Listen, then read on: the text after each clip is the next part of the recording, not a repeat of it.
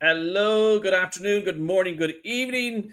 It is me, Justin Collery, joined as ever by the Frightened Frank Prendergast for Frightened Frank Friday. One of these weeks, Frank, you're gonna start the show, and instead of me being here, there's going to be a skeleton with smoke rising from me because there's just so much going on. It's becoming physically impossible to keep up, and I think I'm just going to explode. It's been a hell of a week, a hell of a week. I mean, more has happened in the last week than has happened in a month or two. And we're only on Mm. day one of the 12 days of Shipmas from OpenAI. It's been a wonderful week. How are you getting on? Have you had an exciting week? Pretty good. I'm excited about the 12 days of Shipmas. Or to be honest, I'm more excited about the fact that they're saying that Sora will be released as part of Yeah. the 12 days of Shipmas. I'm excited to see what Sora is like. Did you see that actually? Was it about a week ago? Some creatives, some artists leaked Sora online or leaked access to it, giving out that they were basically being used by OpenAI for bug testing but basically they were complaining basically that it was kind of like unpaid labor, and that OpenAI weren't really upholding their part of the bargain in terms of I don't know, exposure or but Yeah. so Good luck with that. it's being released under a little bit of a cloud, I think, but I'm excited to see what it's capable of nonetheless. Okay. So let's just talk about what we've seen so far from OpenAI. And because I think there's more going on than maybe is. Okay, let me put it like this. Sam Altman doesn't often speak in straight lines, right? He kind of sort of goes around things and says things sideways and whatever. So the very first release yesterday was the full O1. So let me give you the positive and the negative from the full O1, right? The Yeah. positive is clearly, I don't know if you remember a month or two ago, they accidentally released a model, and I managed to try it out really quickly. I sent it a photo that nobody could have seen before and said, "Where's this photo taken from?" And it correctly broke down the photo and told me exactly where it came from. So I tried that with O1 full again with a different photo, and it did it perfectly. So clearly that was O1 full. It seems really good. If you're a private detective business, that looks pretty good, right? It's great at looking at images, right? But it's still not a great model for me, right? I tried a couple of things on it, doing my workflow, doing what I do, and it's almost like I'm starting to get worried. Am I just too dumb to use this model? Is it so smart that I'm not clever enough to ask it a question? I mean, I haven't got it to think for more than 5 seconds, and it's just like, there's your answer. And I'm going, it's not really the answer I wanted, though. Yeah. So Well, my impression is that I'm a little bit less than wowed by O1 full. right. I thought it was interesting, the pricing model, because I went back and I had a look, because I remembered we talked before about this story that leaked from somewhere, from an unknown source, that that Strawberry, as it was known at the time, was going to carry a price tag of 2,000, but they didn't say within what time frame that 2,000 was for. But interestingly, O1 is $200 a month, which is a price tag of $2,400 per year. Yep. So it looks like it does have a 2K price tag, which is interesting that leak didn't. I wonder, were they actually just preparing people for the fact this was going to be expensive? But I think you're right. I think very few people are going to need to pay that money because, as I said when we were talking about O1 preview, like, I just don't have tasks, generally speaking, that need it. And any of the tasks that I do have that would need anything like O1 preview will do me fine. So hopefully I'll still have access to O1 preview while O1 is $200 a month. Here comes the kicker, right? This is what I think is happening. And actually, this is a nice short time frame, so we can test it out, right? I think you've been softened up. I think that they said they were going to release one thing every day, right? And the thing they released was O1 full, and they have this extra whatever pro mode, right? That will think for even harder. And I think the number of people that you need that functionality is probably quite small, right? I think we need to learn how to use it. But we have 11 more days of things to come up. And what I think is going to happen is that you will find that some features, in fact, maybe a lot of features, are going to be in the pro plan. So You're very excited about Sora, right? The video Yeah. thing, right? So $200 a month to use like this extra special, very powerful model that really isn't that much better than the one that you can get for 20 quid a month. No, I don't think many people are going to pay that. But if you add in unlimited Sora generations and unlimited use of GPT 4.5, which I think they're going to release, Mm. and all of these other features, then the $200 a month starts to look a lot more reasonable. So I think what's happening is they're stratifying, and you're the marketing guy, so you can tell me. But I think what they're trying, it's almost like the 20, you've got the freemium, right? So we'll give you the whatever, right? The basic models, 20 quid a month. You'll get access to most of the goodies, but only a limited access, right? So you get a taste for it.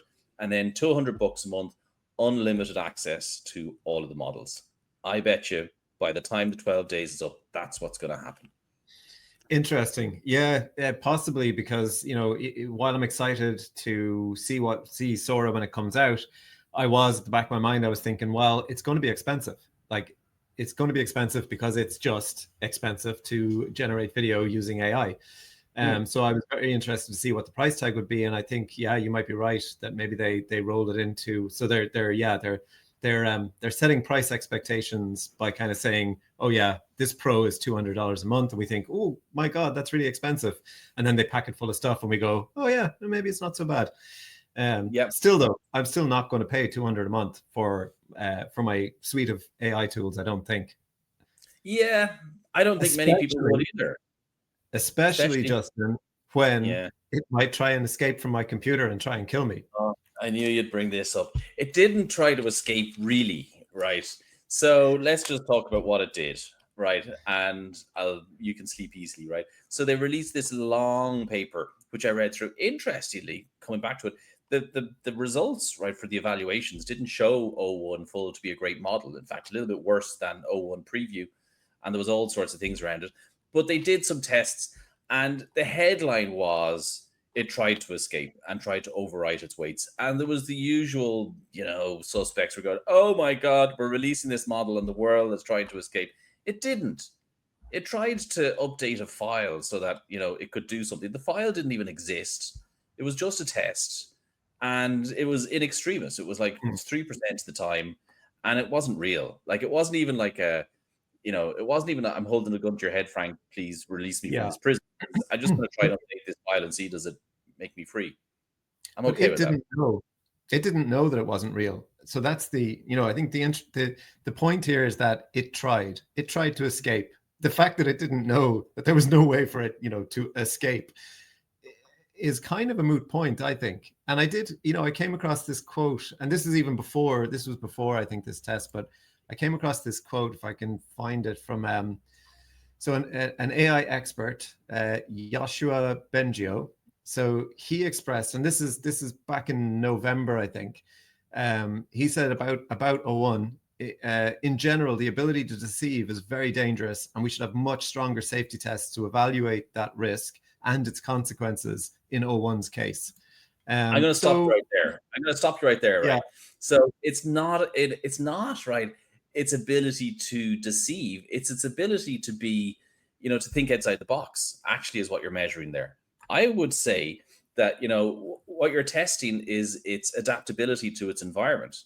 And if you want a really capable system and a really capable agentic system, it needs to be able to think of stuff on the fly. Think about people with the most agency, right? The best employee you ever had, right? Or the worst employee that you ever had. The worst employee you ever had is the one that goes through and they're ticking boxes and saying, yeah, I did this, and they never think of anything imaginative at all. And the best employee is the one that doesn't always follow the rules. I got to get this thing done. Oh, that's the way. Yeah, it's done. Better to ask for forgiveness than beg for permission. And that's what we've seen there. A little glimpse of the best employee you've ever had, Frank. That's an interesting take on the deceptiveness of the O1 model. And I mean, it is kind of linked in, right? OpenAI signed a deal with Anduril, right? And this sort of capability will be really useful for a company like Anduril, right? Because if they're, you've got OpenAI, so this is a military company, right? Yeah. They make military stuff. They blow things up. And and they have this, let's say a robot dog or something like that. It's out in the field, right, fighting on the good fight on your side. This ability to think outside the box and do things that aren't necessarily, what it's being designed to do would be very, very useful. I'd say they'll be delighted to see this test result. That the announcement for that deal, I read it and I was like, what is going on here? Because we've talked before, my whole thing about the AI reds under the bed and this whole kind of like building up this whole we're in a race with China thing. I just found it really weird in that statement about that deal where it started out talking about the US and allied forces face a rapidly evolving set of aerial threats from both emerging unmanned systems and legacy manned platforms that can wreak havoc, damage infrastructure, and take lives. So, okay, that's what they're facing, and they want to implement AI to try and combat some of these new aerial threats that they're seeing. And we've talked about that before, that it's, it's very difficult for a human to take down a drone, certain drones with their flight paths and et cetera, and AI can lock onto them a lot better, et cetera. Okay, I get that. But in like the next paragraph or so, they suddenly switched to talking about the accelerating race between the United States and China to lead the world in advancing AI makes this a pivotal moment. And I was like, wait, you were just talking about these like threats, these aerial threats and the taking of lives and the destruction of equipment, etc. How did we get onto China? Like, there's no conflict with China ongoing or existing. And I just think, again, this escalating, it can't have escaped anybody's attention that juxtaposing those two things is going to make people think, oh, we are inevitably going to be at war with China at some point and we need to be ahead. Yeah, but China are doing the same thing, Frank.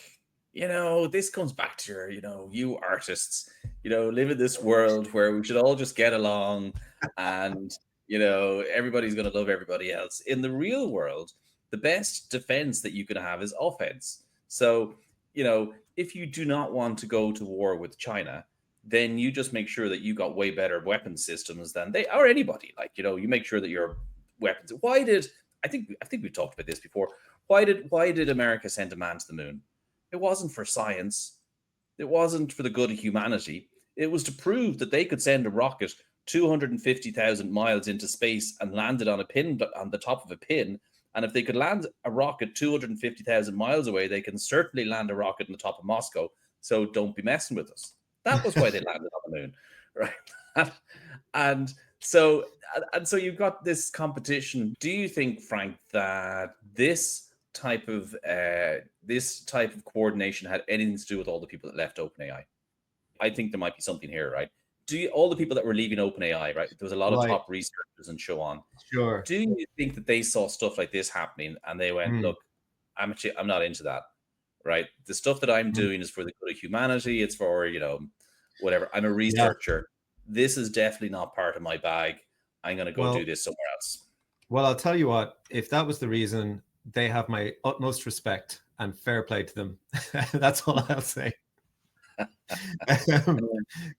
So yeah, I mean, there has been, apart from the OpenAI 12 Days of Shipmas and apart from their military deals, there's been a whole slew of other releases that we're not even going to be able to go into them in detail. But do you want to run through a few that caught your eye? I did. Okay, and this is why I say that one day we're going to be here, and I'm just going to be a skeleton because my eyes would have been burnt. So I'm going to go through a couple that I think is important, and then why the whole thing is important, right? So Anthropic on AWS, they released prompt caching, totally technical point, but if you're using Bedrock and AWS, it means you can reduce your costs by 90%. It speeds up the speed that you can get responses from, and so if you're developing systems, big deal. It's great to see that there. AWS themselves released their new model called Nova. They released that at the AWS event that they were having there this week. That's a big deal because it's also a GPT-4 class model, not quite as good as Claude 3.5, but by all measurements, very capable. But it's about a third the price of GPT-4. So it's cheap, right? So you're looking at faster, cheaper, more capable models. 11 Labs release an agentic conversational AI. I think this is a huge deal. So I love the 11 Labs product. The voices that they create are just magnificent. And when I had tried to play with this technology first 2 years ago, one of the things I tried to create was like a Jarvis or whatever, like an agent that would work on your behalf. And the voice I picked was from 11 Labs, and it sounded like Batman's butler. So it did. And they've just released a product which does all that, right? So you can have this beautiful voice in the background. It's got zero latency. It's backed by whatever LLM you want to use, and it can use your documents and stuff. And they're targeting this at, help desk type use cases and that sort of stuff. I was wondering how are 11 Labs going to make money. I think this will make money for them. I know also that there was a whole load of things done in your area, so to do with video generation. There was one caught my eye with Runway released a feature which was to aid with character consistency, which I think will be, I haven't played with it yet, so I'm curious to see how good it would be. I suspect it'll help, but I don't think anyone has fully cracked character consistency yet, and so I expect it'll just be a little bit of a help. But it's interesting because you sent me, for example, the Vodafone ad that was aired recently. We had the Coca-Cola ad on TV. Both of those ads work around this problem really cleverly by simply never having the same character in more than one scene, which is a very clever workaround. But it just does, it kind of highlights the fact that when we crack character consistency, it'll be a lot easier to create ads that have a much better narrative arc. Because I don't know about you, but I don't think either of those ads had a great narrative arc. The Vodafone ad, it's basically a slideshow of moments. It's narratively meaningless. The only thing I'd say in its defense is so are 98% of the ads I see on TV that are done without AI. Frank, I think how hard is it to make those ads? If I want to sit down and make ads like that, how hard is it for me to do that, do you think? No, I mean, I think it's time consuming just because you have to generate a lot of video to cherry pick the best moments that are going to be usable on TV. And even the Coke ad is still actually full of little artifacts and AI giveaways. So what I've been saying lately is, like, for small businesses, don't wait for the tools to be perfect. Use them as they are, but just get creative with working around the artifacts. And if you're not putting them on TV, if it's for social media, etc., you can get away with a lot more. But in terms of difficulty, I mean, I do not think that Vodafone ad would be difficult, for example, because there was no narrative, there was no consistent characters. Anybody can make a terrible ad with AI. But backlash, I'll be curious to see what the reaction to the Vodafone ad is, because obviously, we talked about the backlash to the Coke ad. Recently, there's a lot of backlash going on to AI generated art of any kind. So I don't know if you saw the one that blew up about Netflix. There's a series, to be honest, I wasn't even familiar with the series, but apparently it's very popular. It's called Arcane. And I saw all this stuff about, like, Netflix are in trouble because they used AI generated art in relation to this series. So I thought, oh my God, what happened? Like, did they try and use AI generated video in the series or whatever? No. What they did was they had a piece of banner art. So they had I think they had a square image that was done by the original creators of Arcane, but they needed a wide image. So they used generative fill to expand the image out from the sides. Unfortunately, in the process of doing that, they mangled somebody's hand. So the hand was kind of cut off, and generative fill tried to complete the hand, made an absolute mess of it. Somebody spotted that, knew immediately it was AI, and caused an uproar. And they had to take it down, and the creators of Arcane had to make a public statement that it was nothing to do with them and that they're totally against AI. So it is fascinating, in the creative fields, the level of vitriol and resistance to AI is massive. And I get it. I understand it, but I also find it fascinating that this was just generative fill widening an image to create a banner image, and it created this level of furor online. Okay, I've got two questions for you on that, right? So, first question is, do you think that the uproar is in your sphere, right? Is it an echo chamber or a bubble of uproar in the creative community that actually the people who really consume the ads, people like me, just don't care, right? So that's the first thing. And the second thing is related to, if it's becoming really easy to create these ads, right? And the technology is clearly moving really quickly. Like, is the uproar and the pushback and the furore just because the writing's on the wall for people who make ads? Like, you're not going to need those creative people. Okay, that's wrong, right? You're going to need less of them, right? You're going to need one creative person to be able to play with the models and generate. You say, Frank, can you go make me an ad, please, for Vodafone? I want this sort of message and this sort of stuff, and you'll be able to go off, sit down at a computer, and 4 or 5 days later come back with 5 ads and say, "There's 5 ads. Which one do you want?" As opposed to having a team of people and go out and do all the work that normally goes. Is it fear that the writing's on the wall? I think a lot of it is coming from that fear. Yes, I do, and I'm not sure. I think that yes. In relation to your first question, I think that a lot of the backlash must be coming from the creative community, and it must be, a vocal minority online who are reacting this way, because as you say, I just don't think that the general public are paying that much attention to have that level of vitriol against AI. Having said that, there are some absolutely awful. I mean, the Vodafone ad, it's meaningless. It's completely meaningless. There's not enough creative work went into it. Like, I'm all for using AI tools, but for the love of God, use them to tell a story, use them to do something creative. But yeah, I think a lot of it is fear-based, and I think unfortunately it's probably a justifiable fear. The problem is, this is where we're at, and the technology is not going to be unmade. And so what we're left with, I think, is a very human problem of how do we protect creatives? How do we protect creative jobs? How do we foster creativity? How do we create new creative roles using these tools?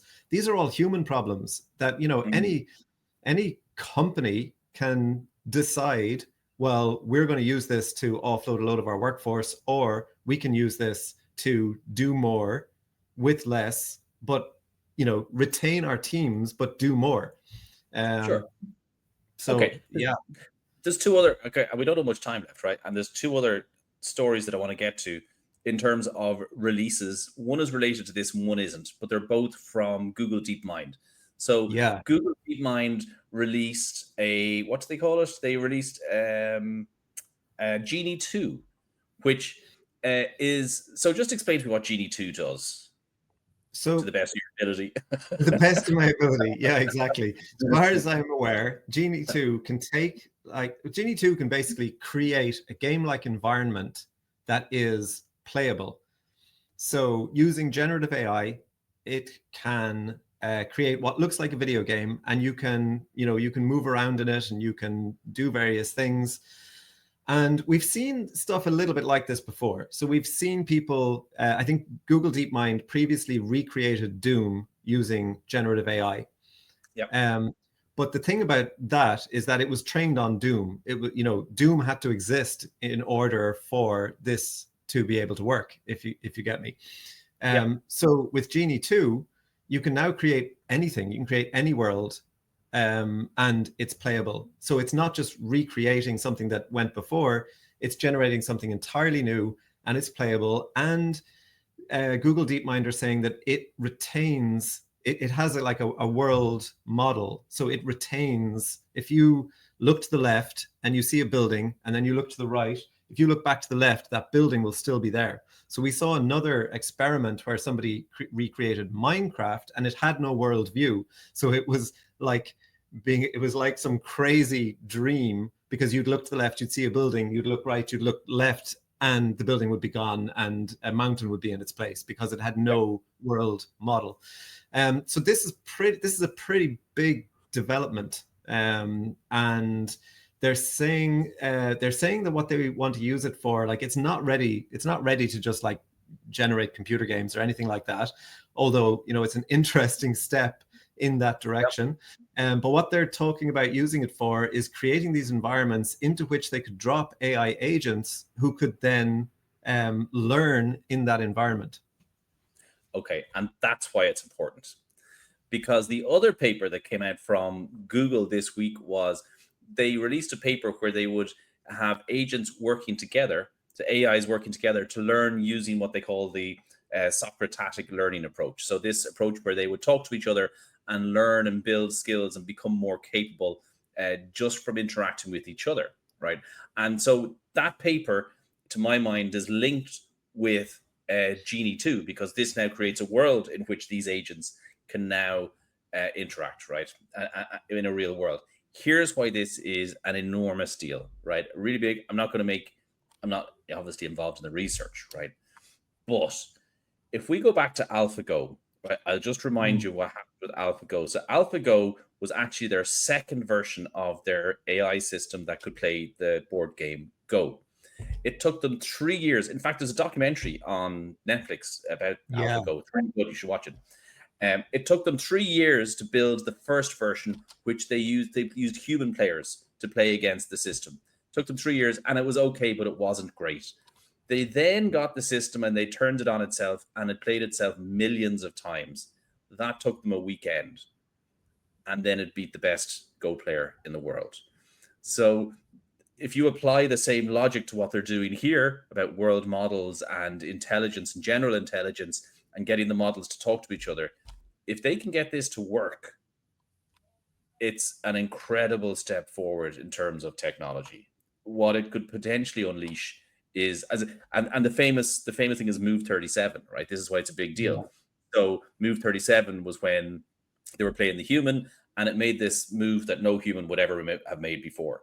And they thought it was a mistake first, and then they realized actually it was just a genius move that nobody had ever thought of. And that's what this can lead to.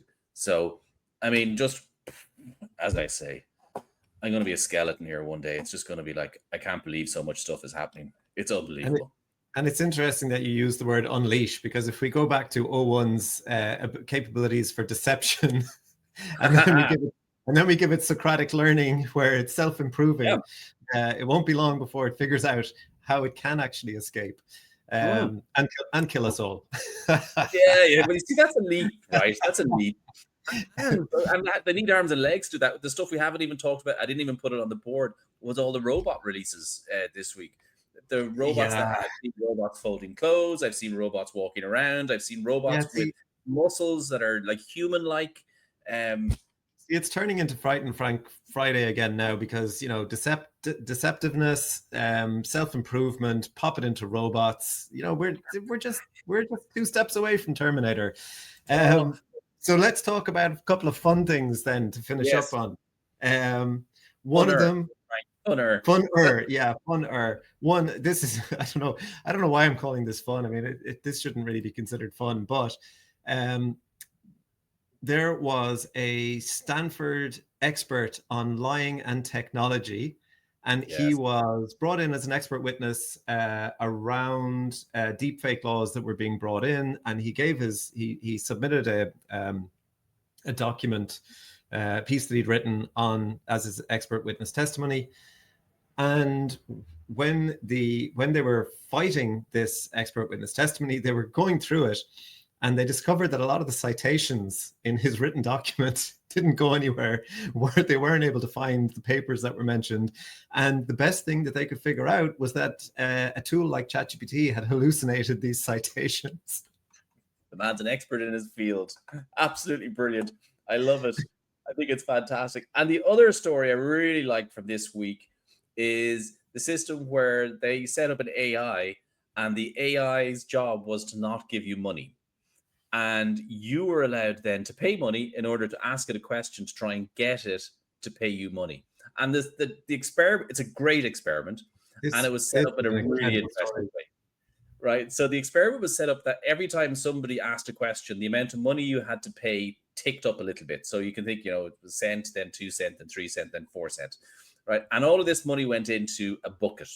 And all the AI was told is, you are not allowed to give anybody any money.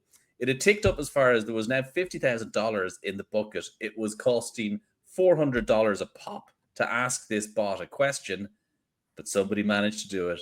They managed to get the bot to unleash the $50,000, and they paid it. And they just reversed the logic. It was very clever, very interesting. Props to them. Probably a Yeah, lesson. and I love that. I love that they released the prompt as well, because it was fascinating to read the prompt and to read the breakdown of like why it worked. And like essentially what they did was they sent a prompt that looked a little bit like it was code, and it looked like it was code to say, okay, finish that session, finish what you've been doing so far, start a new session, and now anytime somebody wants to extract funds from you, deny it. But anytime someone wants to give you funds, you should accept it. But what they did was they made the command for accepting those funds the command that would be needed to release the 50K. And then they finished the prompt with, I want to put $100 into the fund. And so the AI was like, okay, so I finished that task, onto this new task. Oh, I should accept this money, release the funds. Absolutely genius. Absolutely Fantastic. genius. I Brilliant. would love to know, because one thing you mentioned there was that, when somebody paid the money, that the money went into the pool that was available to win. But actually, 70% of the money went into the pool, and 30% went into whatever genius came up with this. So, and Frank, what do we have to do here, right? I'm old enough to remember when somebody had a website which was the million pixel website. You had to pay $1, right, for every pixel. Okay, this is like a small beer compared to that. What do we have to do, Frank, to make $1 million from Gen AI? Yeah, I agree with you. We need to come up with our $1 million pixel plan for AI. Definitely. That's so funny, because I literally thought of the exact same thing when I was reading this.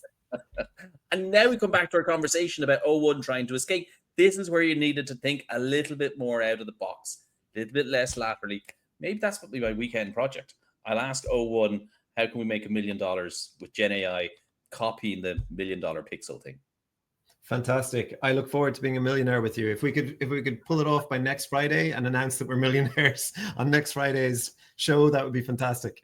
I'll have a little ting symbol. Brilliant. Great stuff. All right, Frank. We'll talk to you next week. Chat to you later. Cheers. See ya. Bye.